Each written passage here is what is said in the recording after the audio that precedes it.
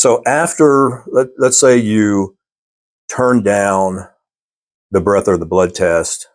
uh, which is a violation of implied consent, and in the General Sessions Court, uh, the district attorney is successful in showing that there was probable cause for a DUI charge. That court will normally rule on the implied consent violation before your case goes forward to the grand jury. So at that time, that judge can take your driver's license administratively, and you can still drive if we get a restricted driver's license application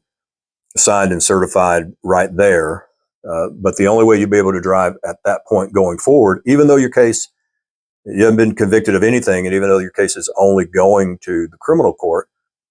you would still be required, if you wanted to continue to drive, you'd be required to put an ignition interlock in your vehicle. And you can drive anytime, 24/7, anywhere, anytime,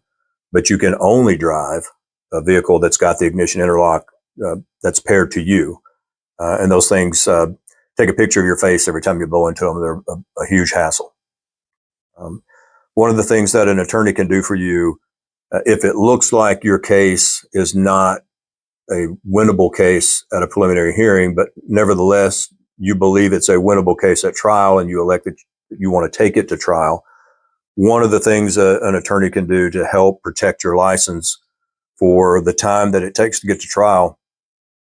and in a lot of cases, that can be up to a year or longer before you get on the trial docket because they're so backed up. One of the things that an attorney can do, one of the things that I can do, I can negotiate with the DA if we just agree to possibly waive your right to a preliminary hearing because we believe we're going to get bound over anyway. Will they agree to waive all of the charges, including the implied consent?